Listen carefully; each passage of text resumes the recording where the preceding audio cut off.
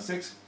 He was responsible for the portfolio traffic transport infrastructure, including the North-South line, and also for housing and monuments.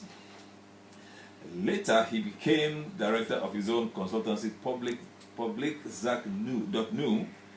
He also was a member of the supervisory boards of the Housing Foundation in Rochdale, and also became chairman of the board of trustees of the foundation Pro-Gay, which organizes the annual Gay Pride. Ladies and gentlemen, help me welcome Mr. Tjeerd, herrema, the Mayor of Amsterdam. Welcome, sir. Welcome on a sunny morning to the listeners. Yes. Yeah. Happy to be here. Yes. Well, by way of introduction, we'd like you to know, ladies and gentlemen, that last year, October, Amsterdam Southeast got a new chief executive officer, our mayor, and this in the person of Mr. Tjeerd, herrema. And many ordinary residents of Southeast are probably just getting to know him as their front man. And we want to hear from him what his administration is going to mean for all of us. And so we hope to hear from him some of his perspective and plans for the development of Amsterdam Southeast. We welcome your remarks, questions, and comments. So, sir, how different can residents of Southeast expect your administration to be from that of your predecessor? For parts it will be the same, of course, because there was a good policy in many ways my predecessor. But and he was also part of the Labour Party, so we expect another big change in that. So a lot of focus on education, a lot of focus on possibilities for opportunities for work, and of course a lot of attention to the safety of our communities is part of my policy. Okay. And I will even more stress the focus on opportunities for work, especially in these times when the crisis is still around us and people lose their jobs. So more chances of work is a very essential element of my policy. Okay. But as a matter of interest, I find it quite amazing that are you from Groningen? I'm from Friesland. Oh, Friesland. I'm from the north of Holland, yeah. where they speak their own language, Frisian. Friesland, It's also the official recognized language in Holland. You can speak it for the court. Yeah. Wow. Okay. It's very rural area. Okay. A lot of farms and not big cities. I was born there and raised by my parents, and I studied in Groningen, and then I went to live in Amsterdam. Okay. City of opportunities. Yes, for everyone. Welcome. Anyway, what are the key problem areas which will require your attention as the mayor of Amsterdam Southeast? It used to be, of course, the safety issues in our district. Yeah. But I must say that in the last years the safety level is increased a lot. At this moment we are the second safest district of Amsterdam, according to the figures. And a lot has been done by the police, but also by the administration to improve it, and of course by the people who help to make it safe in our communities. Yes. So we have to maintain that level and even improve it even more. And the second thing is that there are a lot of young people also who don't have the opportunities they need, and although they have talents, of course. So we have to have good schools, very good schools. So we improve the schools here in this district. Yes. And at the moment we are, the level of the schools has increased. So also the opportunities for the children and the youngsters are a good start for the future. Mm-hmm. So we'll be focusing on that also. So we have to help them them with their housework if they have to do jobs at schools. Yeah, yes. And if they don't have the network where they can have opportunities, we help them find the networks. Okay, so you're focusing on job creation, education, and job creation, and youth, also youth education. Okay, awesome. That is very good news. Now, which relevant lessons did you bring along with you to the Southeast from your previous jobs and functions? Ooh, difficult question. So, a lot of experience, I think, and some experience you need in the Southeast. Yes. Things can be a hassle sometimes, and a little bit chaotic in the Southeast. So you have to have a little bit calm and experience to look on these matters. Yeah. I've worked for the trade union, so I know a lot about working forces, what the labor market needs at this moment. So I can bring that to my job too. And I have a lot of political contacts also in Amsterdam. So if Southeast needs something from the city, it's easy for me to make the contact with the mayor or other aldermen at the moment to get something done in this district. Mm-hmm. Well, that's awesome. So then we can expect a lot of, let's say, political influence to make things I think better for us. Southeast and the city has a lot of things to do with each other. Yeah. There's quite a distance Yes. with the old city, Yes. but still it's very important that it's part of Amsterdam. So, Yeah. So they should be very much involved to each other to work together for the issues concerning the people here.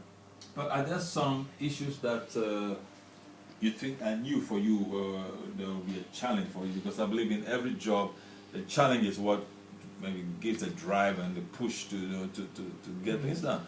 What do you see as some of the challenges that would drive you?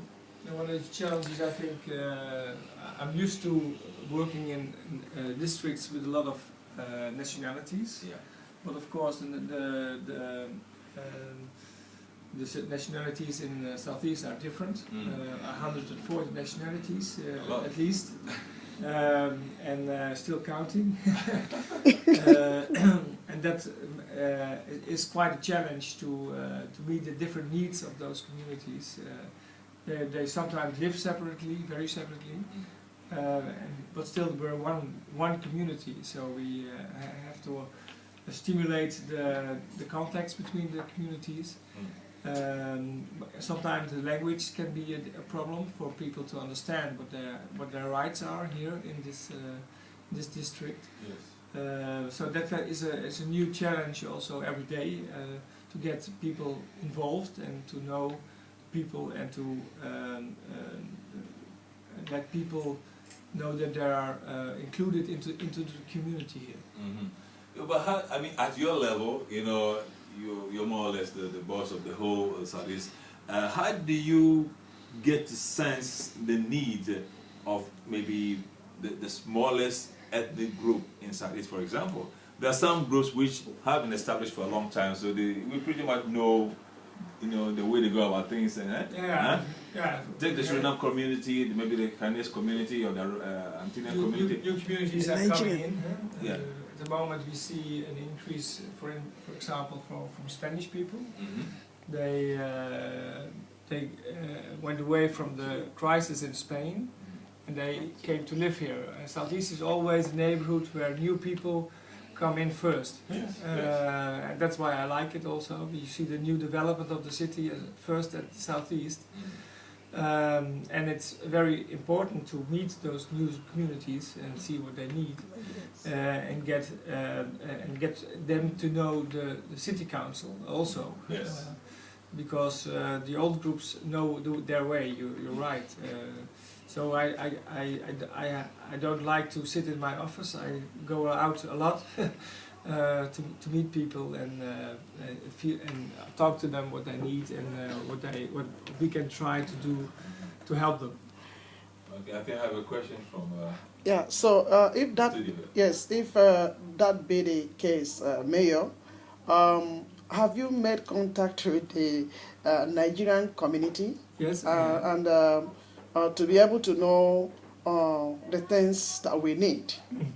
And from your observation, from your contact or whatever you, from your research or the contact you've made, what would you say is the need that the Nigerians have? The needs are sometimes there are legal needs for permits, that kind of thing, for people who came into the country. Yes.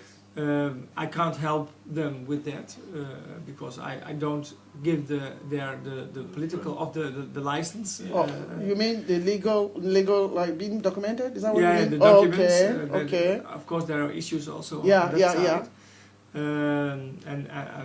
And there's of course a big issue at the moment in our country about the illegal status. Yeah. I'm opposed the policy of my party also, of the agreement of the government at the moment, that the illegal status should be punished as a crime. I don't think that will work for many people in also in us in Southeast.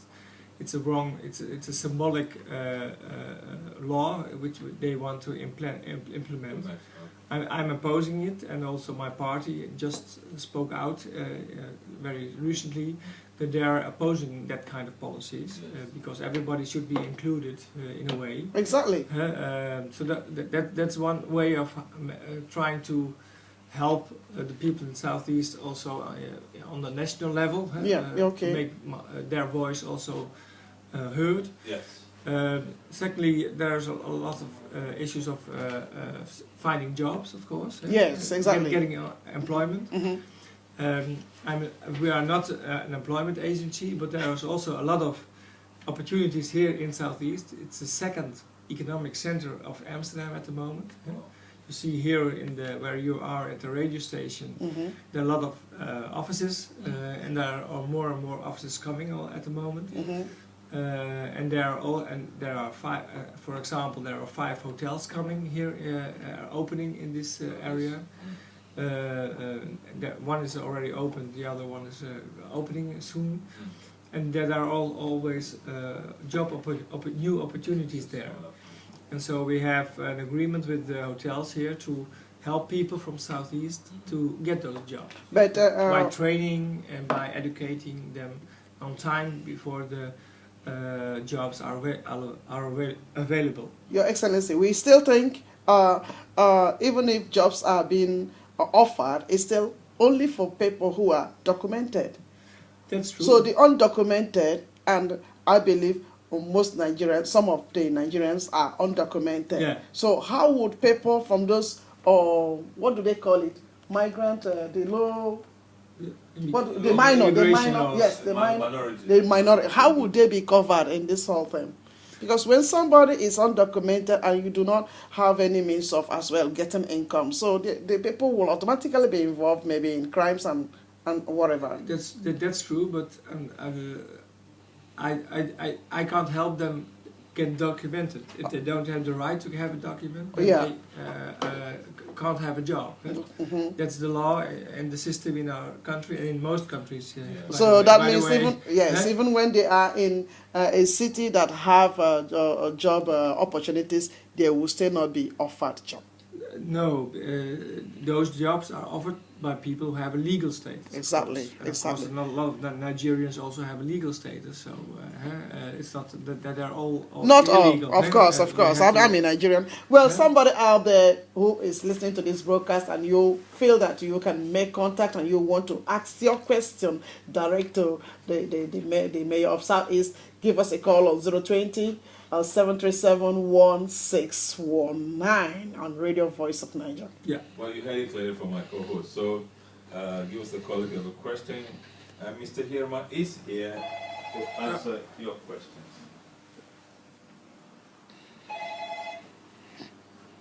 Hello, good morning. Good morning, sir. How are you? Very well. Go ahead, sir.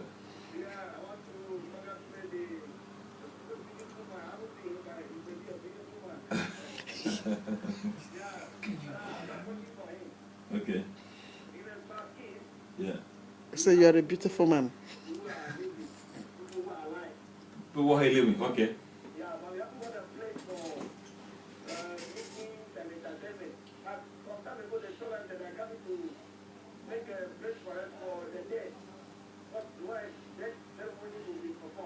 Funeral home.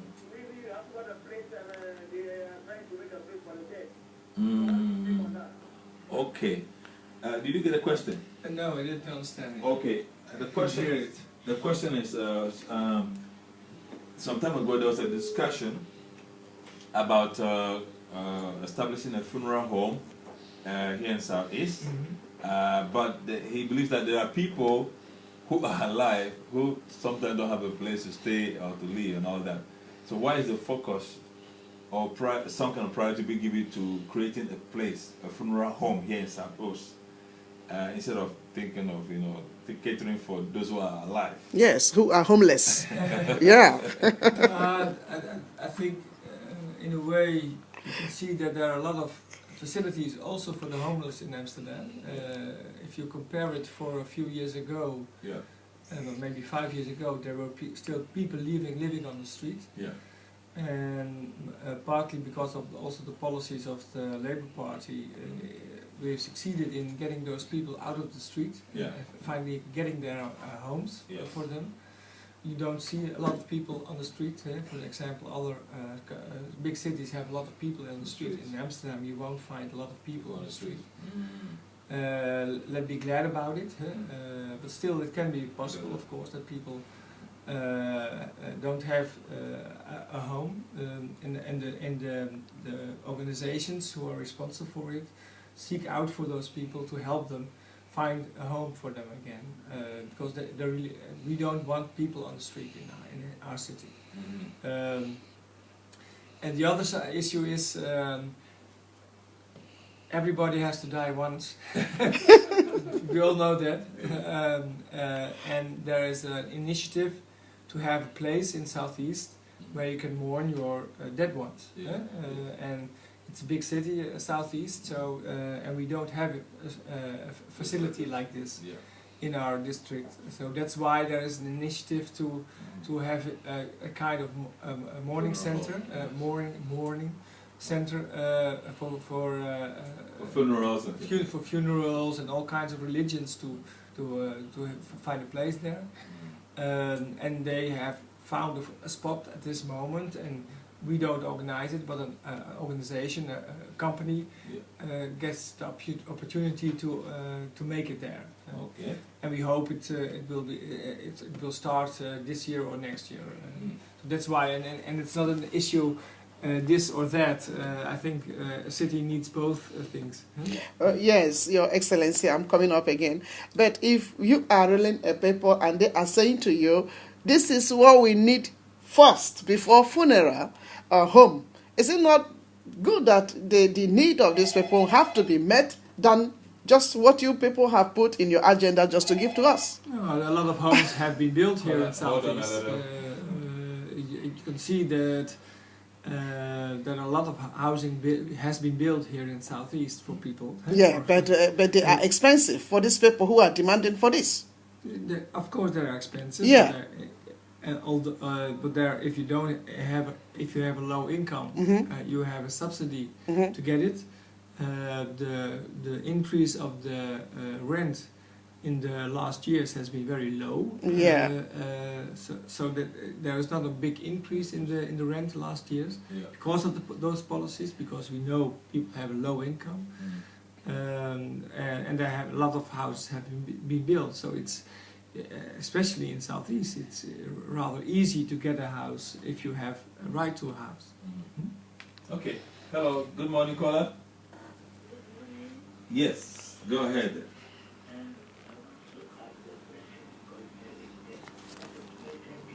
Yes.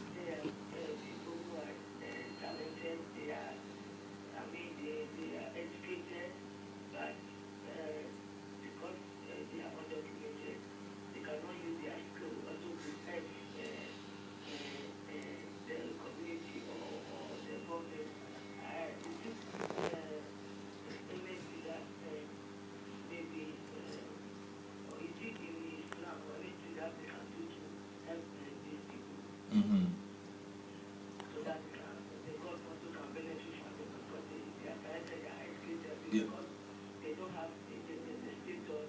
It's like they are in contact, not to be used, that the government also will benefit from it. So this Yes. Okay. Good question. Did you hear her? She said there are people, it's about the undocumented, that there are people who are in that category who are very talented, have skills which really can be very useful. But now, their situation is a barrier that their skills cannot be put to any good use.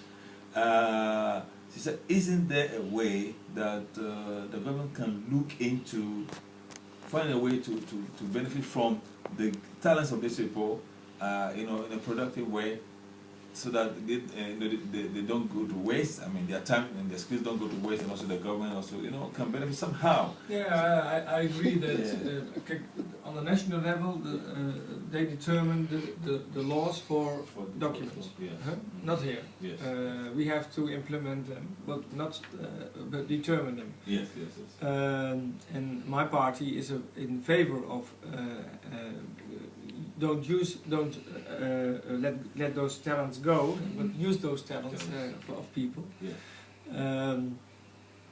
But as you know, in the past years, there was a conservative government who had very strict policies on those documents, which was unable for many people to find a legal status here. Yes.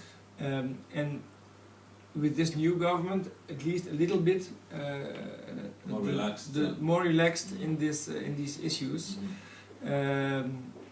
Especially for the children who were not documented. They had, we call it a child pardon, which was implemented to help at least the children who are in schools to get their documents. And I really hope that my party will be able to widen up the laws for immigration a little, especially for those who have talents, despite the nationality you come from. Yeah, I think we're proud of our party in that regard, for being more, shall I say, more humane, more, people-minded, I should say. Yes. I think, and for a way, it's also economics, because a country in the future we will have a lack of labor force, because a lot of old people and not enough young people. So we need every talent we can have, and they should have a legal status if they have really talent. Yes.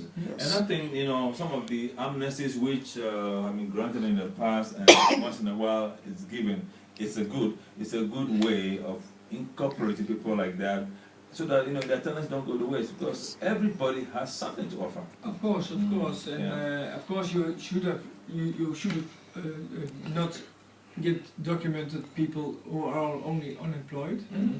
People who should have these talents, which are required for the economic here. So if there are talents the economic needs here, then I'm in favor of a more widening of the policies for immigration. Yes. Thank you. Especially technical jobs, that it's very hard to find good technical people here at the moment. Yes. And they're expensive too. Yeah. Good morning, caller. Good morning again. Yes, sir. Happen to test an African dish, Yeah. I think he will love it. He will never forget it. For any African restaurant. African. Because they didn't make any room for any restaurant to establish for the African diaspora. Yes. Okay. Thinking about that. Wow, that's a good one. Yeah.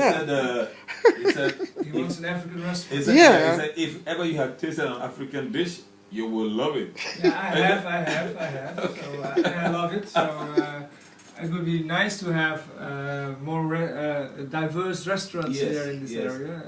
There are a lot of tocos, of course, you have. Yeah. But that's also entrepreneurship. I think if there is a good a businessman who wants to have a restaurant here with the African kitchen, please be welcome. Huh? Yeah, but then it is not very easy that way, Mayor. You know that very well. That they will need a certificate for that, and they have to do it in Dutch, and many of them do not have that ability. They do not have it. No, yeah, but you see, these are the limitations. If you want to stay in a country where you think this is your future, then you have to abide by the laws of that country. That's in every country. And learn the language, everything. So learn your diplomas to get a learn a restaurant, and if we can help you learn it, you can ask us. But of course you have to apply by the laws of the. We have a lot of laws, I know. Yeah, exactly. I can't help that, but about hygiene and all that kind of things. Yes, and they have to pass it. Not only to learn, they have to sit for the exam, city exam, and pass it before they could practice what they are very good in. You see? So those are the limitations. But I think everybody has to meet that requirement, so you have to make an effort, of course. But we have also another possibility. We are implementing in one of the old garages of Southeast. There are a lot of old garages.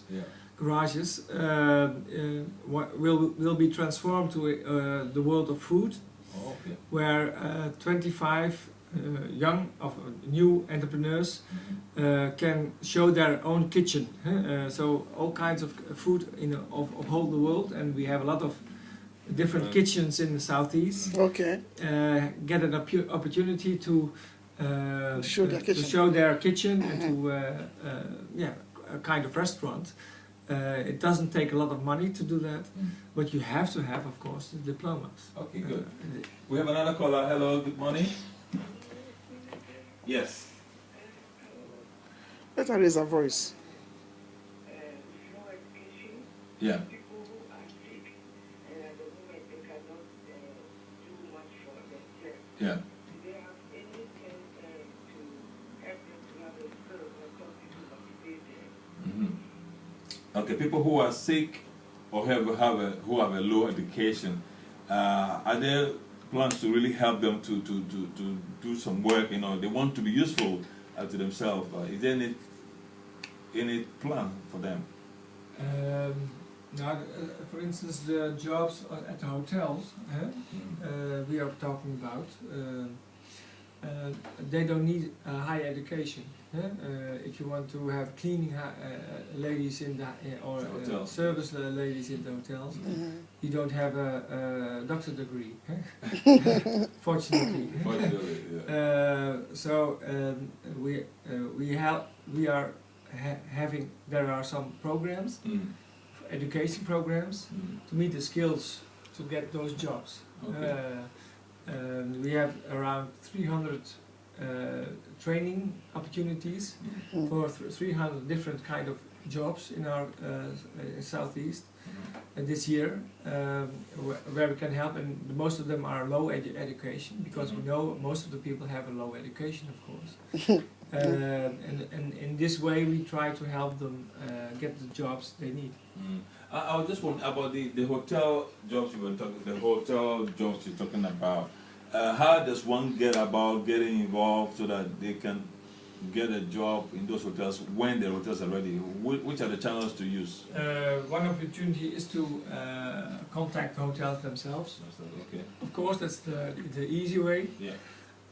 But you can also contact the city council for the project we just agreed upon, and about 50 people will be selected for it, and they will be trained and educated for the jobs which will be there the next year and this year.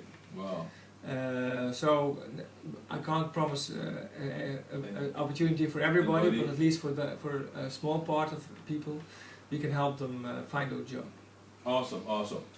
Well, listeners, you're listening to 101 with the Mayor of Southeast, Mr. Tjeerd Herrema. we are getting to know him and his plans for the Southeast District. We'll take one more question and then we'll take a short break and then we'll return. And the question is this. Under your portfolio, there's a function called social participation. And the question is, can you explain to our listeners what this exactly means and how residents can be connected with this function? In Dutch it's called vrijwilligerswerk. So if you don't have the opportunity to get a job, then it's sometimes a very good thing to volunteer for things. Yes. In kindergarten or at the children's zoo or whatever at school, help things and get more involved in the communities and help people. And by doing it, you also show employers that you are willing to do something and you have and you learn capacities again. Yes. And meet people again. So it's good to be involved again, despite sitting at home and doing nothing. Yeah. So and there's a FENZO. FENZO is an organization who helps volunteers, who supports them, who educates them sometimes if they need it, and who can show you around where there are volunteer jobs.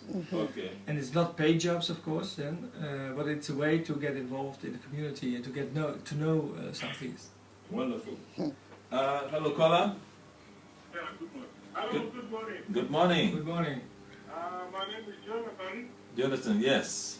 Yeah, and Southcoast has come so far. If one compares living standard and everything in the Southcoast from 10 years from up to this moment, it has improved considerably. And one group of people who have also contributed a yeoman's job in this factor is the media group in the society. Most often than not, they have to dip their hands deep into their pocket in order to provide these services which is of benefit to the society.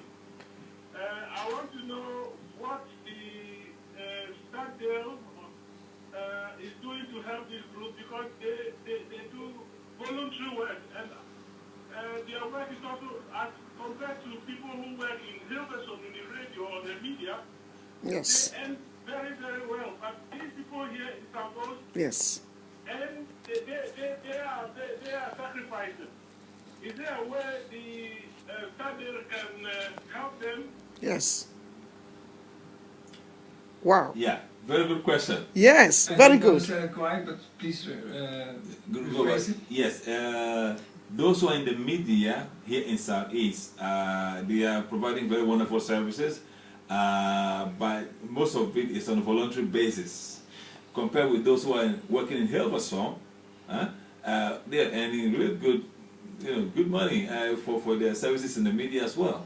So, what can be done to make sure that those who are in the media here in Southeast and they are doing, providing information, educating the which people, is making them known. What can be done to make sure that they are also somehow compensated, for what they're doing? Yeah. In a comparative level. Yes. Yeah. Now, besides Hilversum, there's also a lot of voluntary work in the media, also by Dutch people, I can tell. The whole Salto lines on television, but also on radio, is only voluntary work. People that don't get paid for their radio programs. What we do is we pay organizations for giving extra information about Southeast. Yes. So we have a program, we subsidize organizations for special programs with information about Southeast. Yes. We don't pay the radio maker, but we pay the information they give to the people they listen to the community. Okay, by way of subsidies. Yeah. Okay. It's about 100,000, I think, a year. That's the 100,000? budget. That's the budget for subsidies for. Yeah, for different kind of radio stations to get more the message across to the different kind of communities in Southeast. Really? That's awesome. Okay. Yeah. So how do we apply for that then? Yeah, now you make contact with our community communications department. Yeah? Yes. Not by radio now, I think. Huh? Yes. Okay, we'll take a short break and we'll be back. So, listeners, you're so welcome to give us a call. Mr. Herrema is here to answer some questions, and so far so good. Go ahead, give us a call on 020-737-1619.